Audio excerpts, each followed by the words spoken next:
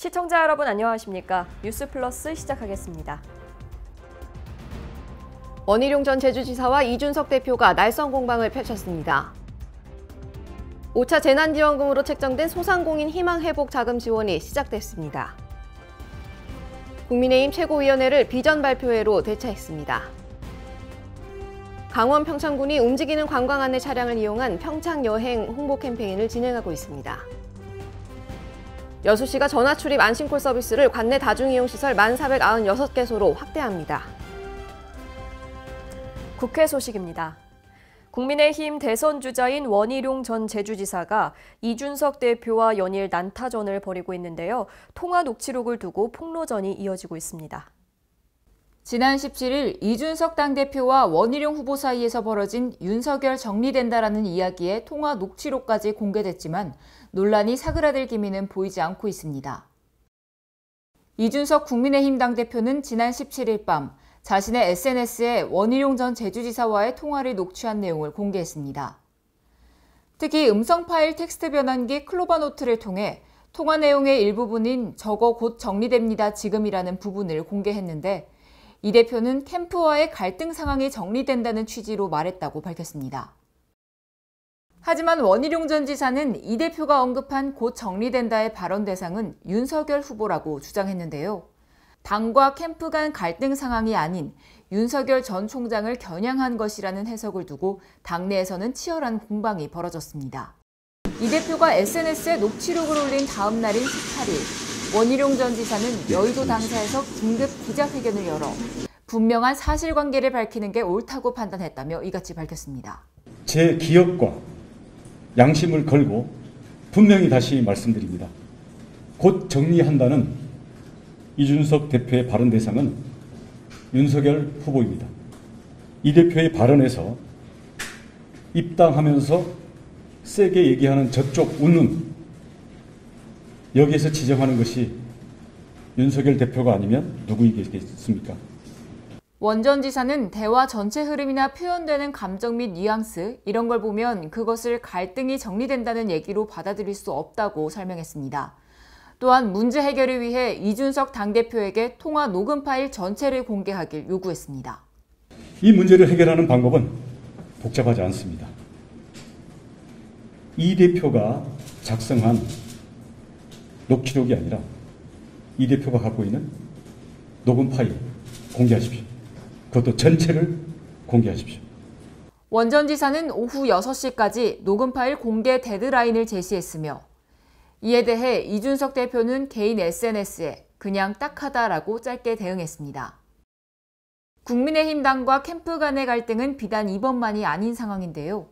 지난 12일 윤석열 전 검찰총장 대선 캠프의 신지호 정무실장이 CBS 라디오와의 인터뷰에서 이준석 당대표의 탄핵 발언을 해 논란이 됐습니다. 이처럼 대선 경선을 앞두고 국민의힘에서는 논란이 끊이지 않고 있는데요. 앞으로의 행보가 주목됩니다.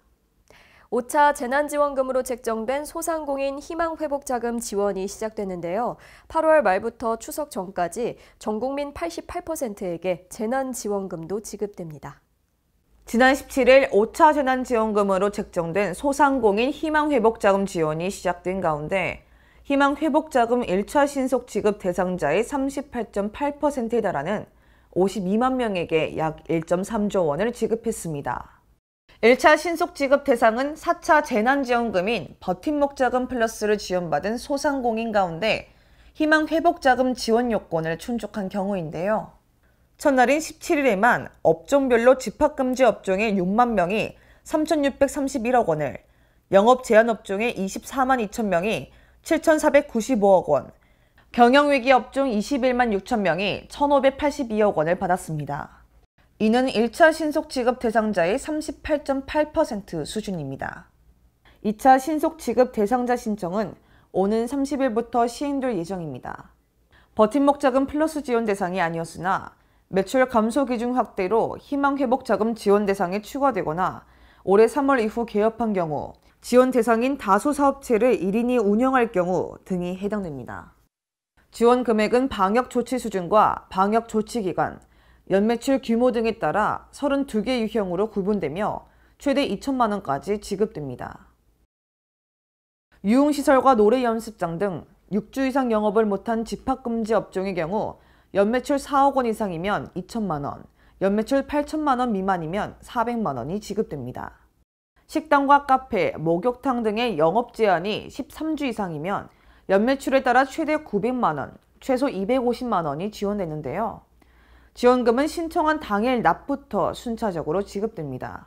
소상공인 대상의 재난지원금이 시급하게 지급되는 것과 달리 전국민 소득 하위 88% 지원금은 추석 연휴 직전에 지급될 가능성에 무게가 실리고 있는 상황인데요.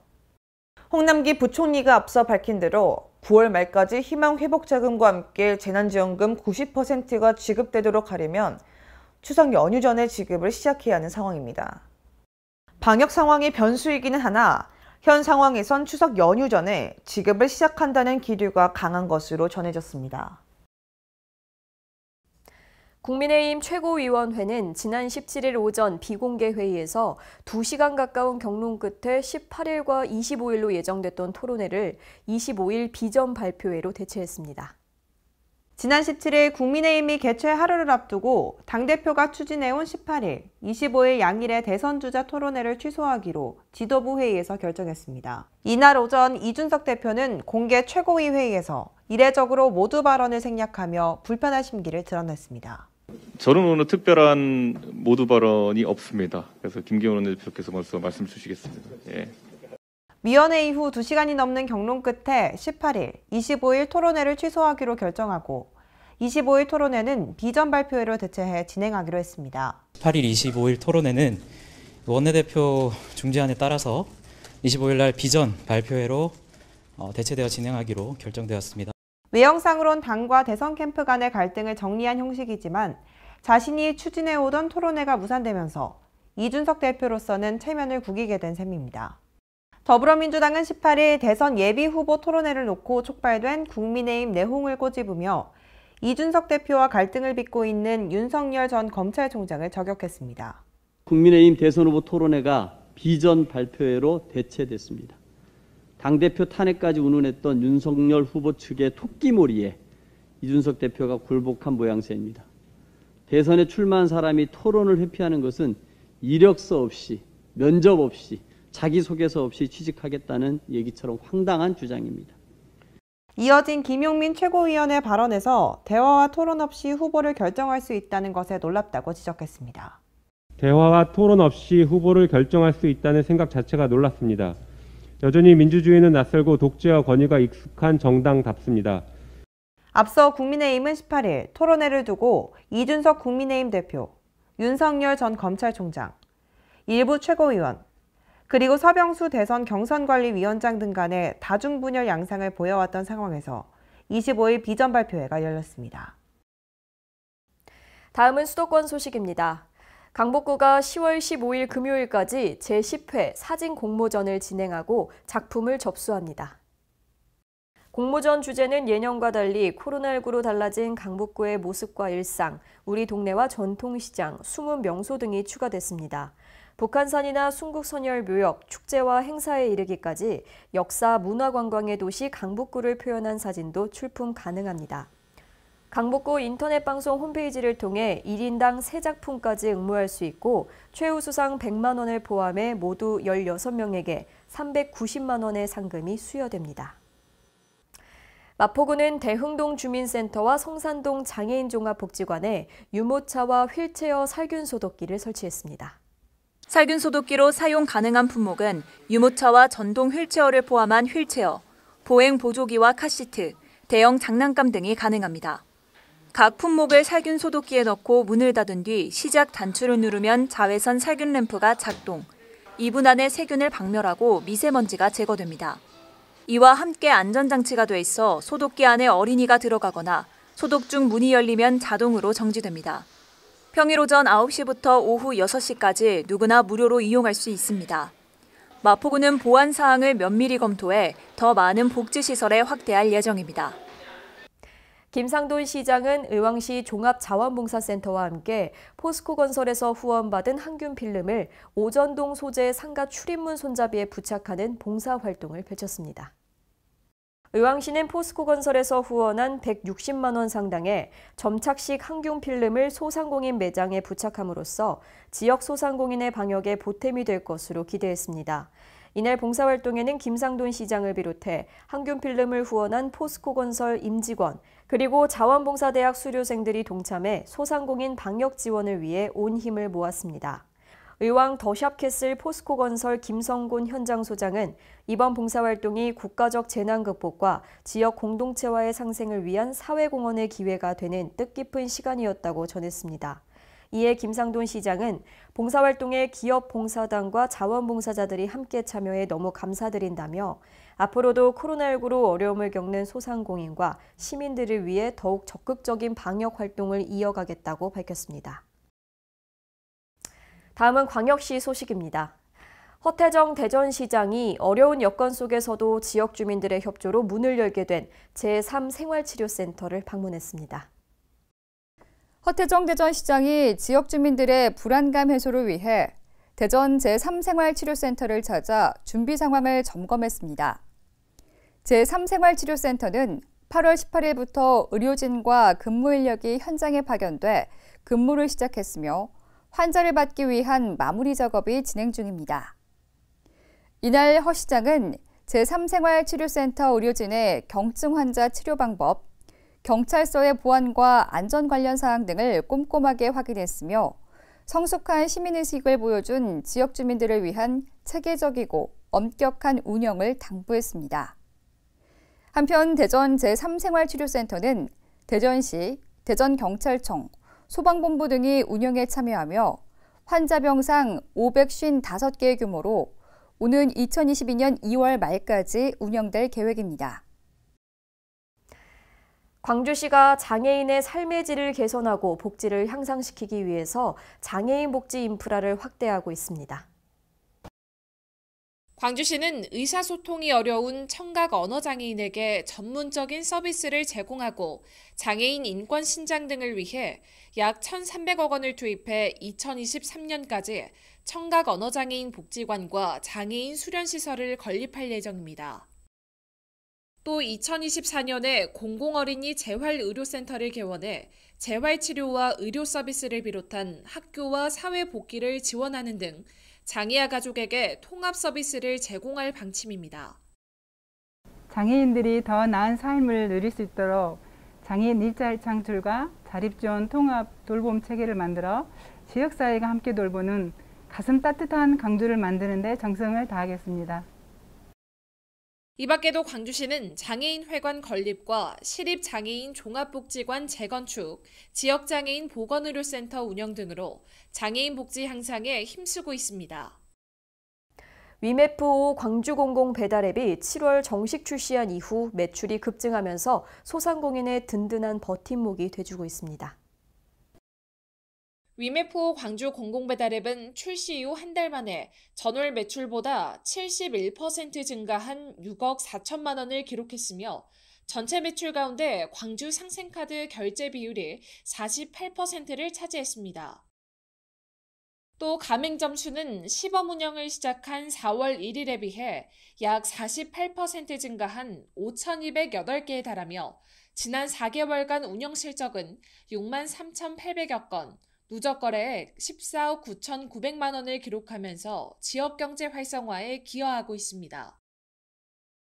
위메프5 광주공공배달앱에 소상공인들이 적극 입점하고 관련 단체의 참여 등으로 매출이 급상승하고 있는데요. 꾸준히 관심을 갖고 착한 소비에 동참해 주시면 감사하겠습니다.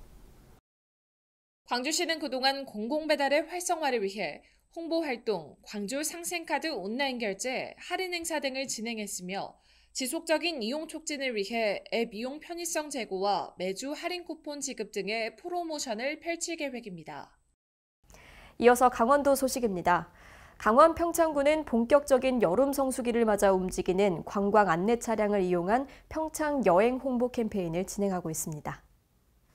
지난 캠페인에는 미탄면 청옥산 600마지기에서 캠핑 테마로 전시 공간을 조성하고 퀴즈 이벤트와 눈동이 관광 안내사 카카오톡 친구 추가 등으로 방문객의 관심과 참여를 끌어냈습니다.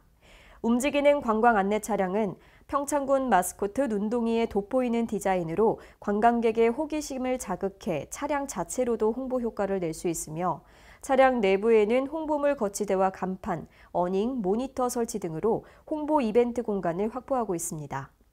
평창군은 앞으로도 움직이는 관광 안내 차량의 기동성을 적극적으로 활용해 8월 말까지 매주 금요일부터 일요일까지 관광 홍보 캠페인을 진행할 예정입니다. 횡성군청 브리핑룸에서 8월 1차 정례 브리핑이 열렸습니다. 군은 지속가능한 축산업을 위해 가축 분뇨를 수거하여 고품질의 퇴비 액비를 생산하는 환경 친화적 경축 순환 농업 실현을 목표로 하고 있습니다. 이를 위해 앞서 지난 7월 횡성 경축 농업 실현 TF팀을 발족하였으며 퇴비 유통 전문 조직을 지정하고 전국 최초로 개발하여 특허를 출연 중인 자주식과 부착형 축분 관리기를 농가에 보급함으로써 경축 순환 농업 적극 동참을 유도합니다. 또한 횡성 한우가 식문화를 넘어 문화산업으로 확대 발전해 나갈 수 있도록 횡성 한우 가죽과 솥불 공예품을 지역을 대표하는 기념품으로 제작하는 등 다양한 시도를 해나갈 계획입니다. 이어서 충청도 소식입니다. 충청북도가 정부의 K배터리 발전 전략에 대응하기 위해 2차 전지산업 육성 전략을 수립했습니다. 특히 기술 개발과 상용화를 지원하기 위한 다양한 인프라 구축에 초점을 맞췄습니다. 재사용이 가능한 2차 전지는 반도체의 뒤를 이어 국가 성장을 주도할 핵심 산업으로 부상하고 있습니다. 전기차용 2차 전지 시장만 보더라도 2020년 304억 달러에서 2030년 3,047억 달러로 10년간 10배 정도의 성장이 예상되고 있습니다. 이런 가운데 충청북도가 한국 배터리 산업을 견인해 세계 2차 전지 시장을 주도하겠다는 통큰 계획을 수립했습니다. 우선 2차 전지 육성을 위해 3대 전략, 9대 핵심 과제, 45개 세부 사업을 추진합니다. 특히 기술 개발과 상용화를 지원하기 위한 다양한 인프라 구축에 초점을 맞췄습니다. 청주시에 303억 원을 들여 2차 전지 소재 부품 시험 평가센터를 구축하고 배터리 시험 제작을 통해 성능과 안정성을 평가할 수 있는 신뢰성 평가센터도 충북에 마련될 예정입니다. 또한 민간 수요 공급 기업들이 공동 연구개발을 추진할 수 있는 2차 전지 전문 연구소 설립과 오픈 이노베이션 시스템도 구축하기로 했습니다. 충청북도는 정부가 추진 중인 차세대 전지 상용화 지원센터도 유치해 기술 개발을 선도한다는 계획을 세웠습니다. 이외에도 현장 수요에 맞는 고급, 중급, 초급, 실무 인력 육성에 나섭니다. 고급 인력을 위해 대학과 연계해 석박사 과정을 운영하고 중급 기술자 배출을 위해 한국전지산업협회와 손을 잡는다는 계획입니다. 충북에 위치한 특성화 고등학교와 함께 초급 기술자도 양성해 실무 인력을 중점적으로 양성할 예정입니다. 이어서 경상도 소식입니다. 경상남도 시범사업으로 도내 최초로 양산에 구축된 악취 통합관제센터가 이달 말부터 가동됩니다. 양산시는 지난 연말부터 추진해온 악취 통합관제센터 구축 사업을 최근 완료하고 이달 말 정식 가동을 위한 막바지 준비 작업을 하고 있습니다. 악취통합관제센터는 악취와 미세먼지 등 환경 감시 시스템을 통합 구축해 한 곳에서 CCTV를 통해 모니터링하고 산업단지 등 현장에 설치된 첨단 장비와 센서가 측정하는 자료를 실시간으로 전송받아 분석해 문제점을 발견할 시 즉각적인 현장 출동도 가능한 시스템입니다. 아울러 양산시는 지난 7월 30일 북정 근린공원 내에 악취 대응 현장 행정실을 설치하고 오후 8시부터 12시, 오전 4시부터 5시 이달 말까지 집중 운영합니다. 특히 김일관 시장은 야간과 새벽 시간대 수시로 현장을 찾아 주민들과 소통하고 있습니다. 코로나19로 우리의 일상에 많은 변화가 생겼습니다. 그 많은 변화 중 하나는 우리 주변에서 심심치 않게 볼 수 있는 감염 확산 방지 가림막인데요. 포항시는 내부에 격벽을 설치한 안심택시 발대식을 가지고 이용객과 운전자 모두의 안전을 챙깁니다. 포항시는 지난 10일 시민과 관광객의 안전 및 편의를 위해서 택시 내부에 격벽을 설치한 안심택시 발대식을 가졌습니다. 격벽을 설치한 안심택시는 총 2,769대로 포항시는 격벽 설치를 통해 코로나19 확산을 방지하고 승객들이 택시 이용에 불편함이 없도록 만전을 기합니다. 아울러 포항시는 코로나19 예방을 위해 운수업 종사자는 차량 운행 시 반드시 마스크를 착용하도록 하고 회사 차원에서 매일 택시를 소독해 철저한 방역을 해줄 것을 당부했습니다.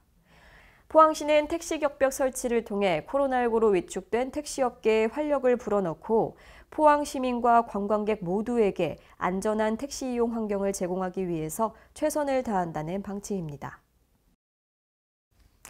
계속해서 전라도 소식입니다. 여수시가 코로나19 방역 관리와 신속한 역학조사 등을 위해 전화 출입 안심콜 서비스를 관내 다중이용시설 1,496개소로 확대합니다. 여수시는 지난해부터 공공청사, 전통시장 67개소에 전화 출입 관리 서비스를 시행해왔으며 코로나19 상황 종료 시까지 전체 다중이용 시설을 대상으로 무료로 지원합니다. 안심콜 전화 출입 관리 서비스는 수기 명부 작성에 따른 개인정보 유출과 도용을 방지하고 QR코드 사용이 어려운 취약계층의 불편 해소를 위해 전화 한 통화로 방문 기록을 확인할 수 있는 서비스입니다. 남원시가 2021년 서비스 로봇 활용 실증 사업 국가예산 공모에 최종 선정됐습니다. 이에 남원항공우주천문대에서 서비스용 바리스타 로봇을 만날 수 있게 됐습니다. 전북 남원시가 한국로봇산업진흥원에서 주관하는 2021년 서비스 로봇 활용 실증 사업 국가예산 공모에 최종 선정됐습니다. 이에 따라 1억여만 원의 예산을 확보하고 지자체 과학관 중 최초로 남원항공우주천문대에 서비스용 바리스타 로봇을 설치하게 됐습니다. 남원항공우주천문대 측은 이번 공모 선정에 따라 올해 10월에 바리스타 로봇을 설치할 계획입니다. 남원시 관계자는 우리나라 로봇 기술의 발전을 과학관에서 직접 관람하는 효과와 관람객들에게 서비스를 제공하는 2마리 토끼를 잡을 수 있을 것으로 기대한다고 말했습니다. 지금까지 전북에서 이정환이었습니다. 군산시가 코로나 여파로 어려움을 겪는 시내버스 및 전세버스 운수 종사자들에게 소득 안정 자금을 지원합니다. 군산시가 코로나19 여파에 따른 승객 감소로 어려움을 겪는 시내버스 및 전세버스 운수 종사자들에게 한 명당 소득 안정 자금 80만 원을 지원합니다. 지원 대상은 시내버스의 경우 코로나19로 인해 매출이 감소한 노선버스 법인에 소속된 운전기사나 소득이 감소한 운전기사입니다. 전세버스는 법인에 소속된 운수 종사자로 2021년 6월 13일 이전에 입사해 이달 13일 현재 계속 근무 중인 인원을 대상으로 진행할 예정입니다. 군산시 교통계 관계자는 이번 소득 안정자금 지원이 코로나19로 고생하는 운수 종사자들의 조금이나마 힘이 되길 바란다고 말했습니다. 지금까지 전북에서 이정환이었습니다. 농지법 위반 여부에 대해 전수조사를 해야 한다는 목소리가 높아지고 있습니다. 장영수 장수군수가 사들인 농지에 다른 사람이 거주하고 있는 것으로 알려져 논란이 일고 있는데요. 자세한 내용 강석훈 기자가 보도합니다. 농지 위 죽은 풀들이 보이고 트럭이 오간 듯 바퀴 자국만 가득합니다. 오미자는 관리가 되지 않아 마구잡이로 휘감겨 있고 숲속인 양 잡초가 우거져 있습니다.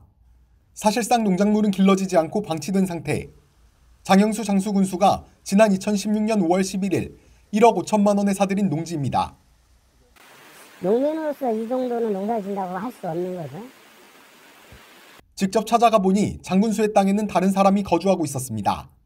이곳에 살고 있는 A씨는 마을 주민으로 해당 농지와 대지를 매매한 당사자였습니다. 인수를 해서 쓰고 계신 거예요? 임대를 해서 공부하고 뭐 살펴가면서 그렇게 하는 게 아니고. 임대를 해서 쓰고 있지만 월세를 주고받는 사이는 아니라는 A씨. 자신이 농지를 관리하고 있다고 설명했습니다. 하지만 본인 소유의 사과밭을 관리하느라 전혀 신경을 쓰지 못하고 있다고 덧붙였습니다. 또 장군수가 농사를 짓고 있는 걸로 해달라는 말을 꺼내기도 했습니다. 지는 걸 왜 그러면 문제가 있으면 그냥 지는 걸로 그냥 자기가 안 짓는다고 그래서 어디. 현행법상 논이나 밭으로 분류되는 농지는 경자유전, 즉 실제로 농사를 지을 사람이 밭을 경작해야 한다는 원칙에 따라 소유 자격이 농업인과 농업법인으로 제한됩니다. 지방자치TV는 장영수 군수에게 수차례에 걸쳐 연락을 시도했지만 입장을 듣지는 못했습니다. 최근 경제정의실천시민연합과 전국농민의 총명맹, 한국친환경농업협회 등이 발표한 지자체장의 농지 소유 현황에 따르면 전북도를 포함한 15개 시군 중 장수군과 전주시, 김제시, 고창군, 임실군, 부안군, 무주군, 순창군 등 8개 지자체장이 농지를 소유하고 있습니다. 지자체장의 농지 소유 현황에 대한 관심도가 높아지면서 농지법 위반 여부에 대한 전수조사의 목소리도 높아지고 있습니다. 지금까지 전북에서 강석훈이었습니다.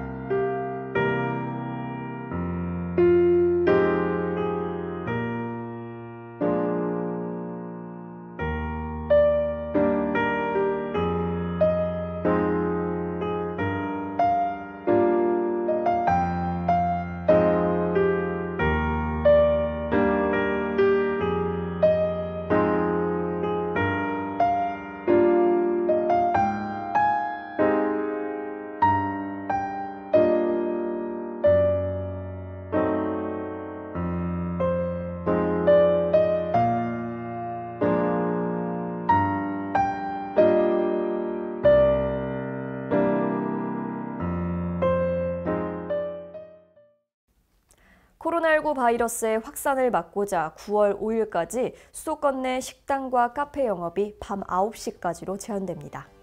이상 뉴스플러스 마칩니다. 시청해주신 여러분 고맙습니다.